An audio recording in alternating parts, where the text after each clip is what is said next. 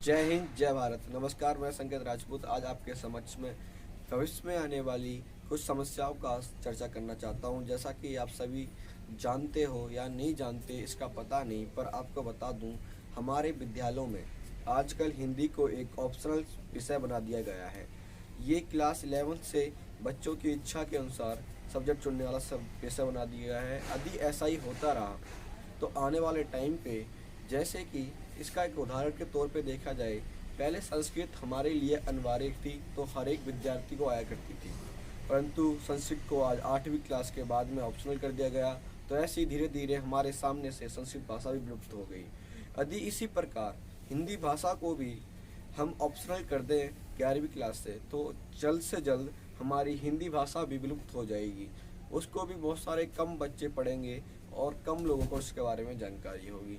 तो अगर अंग्रेजी भाषा को कंपल्सरी कर दिया गया है तो इसमें ये साफ शो करता है, क्लैरिटी क्रिस्टल क्लियर है कि हम अपने भारत में, अपने हिंदुस्तान में हिंदी को कम महत्व देते हैं और अपने हिंदी को कम महत्व देते हैं और अंग्रेजी भाषा को अत्यधिक महत्व देते हैं।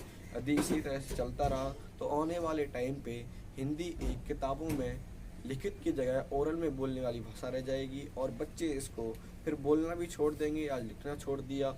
और ये हमारे देश की बड़ी गंभीर समस्या आने वाली है, क्योंकि आने वाले टाइम पे हमारा एक हिंदुस्तान विकसित हिंदुस्तान बनने वाला है। यदि हम अपनी भाषा का ही सम्मान ना करें, यदि हम अपनी भाषा को ही सम्मान ना दें, तो किस भाषा को सम्मान दें? क्या अंग्रेजी भाषा को सम्मान देना हमारे लिए ठीक होगा? क्या स्वदेशी भाषा छोड़कर विदेशी भाषा अपनाना हमारे लिए ठीक होगा? इसका विचार विमर्श अब करें। और ये तो मैं कहना चाहूँगा अपनी सरकार को, अपने अध्यापक गणों को, कृपया करके ऐसा ना करें, हिंदी से अपनी शत्रुता ना करें।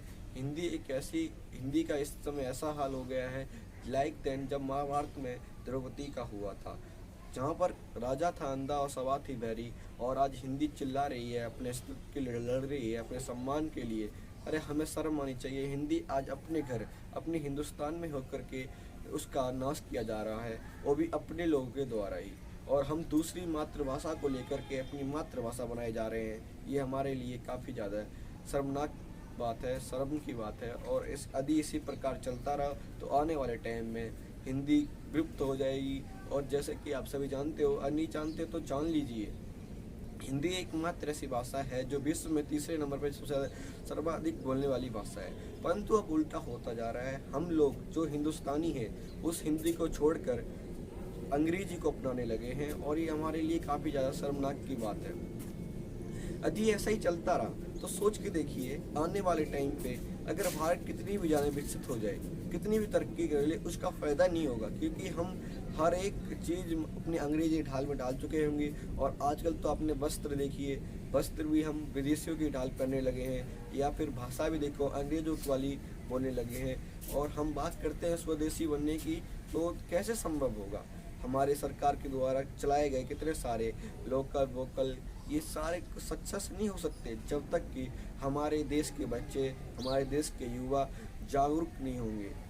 इस वीडियो के माध्यम से मैं बताना चाहूँगा, हिंदी हमारी भाषा आज पैरों तले दबाई जा रही है उन महान बुद्धिजीवियों के द्वारा, जो बुद्धिजीवी अपने आप को बहुत ज़्यादा महान समझते हैं।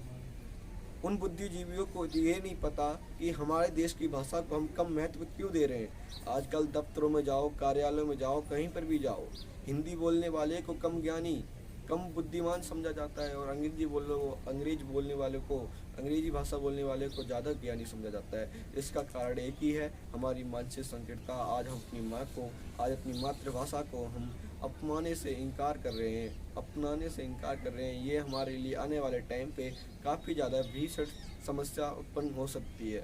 आने वाले टाइम पे जैसे हम संस्कृत को भूल चुके, वैसे ही हिंदी भी हमारी विलुप्त हो जाएगी। अब आखिर में आप सभी से मैं एक हाथ जोड़ के प्रार्थना करना चाहूँगा, कृपया करके हमारी मातृभाषा हिंदी को बचाएं और उसको अपनाएं। और इसी तरह से मैं आपके सामने कुछ नए टॉपिक रखता रहूँगा। जय हिंद, जय भारत।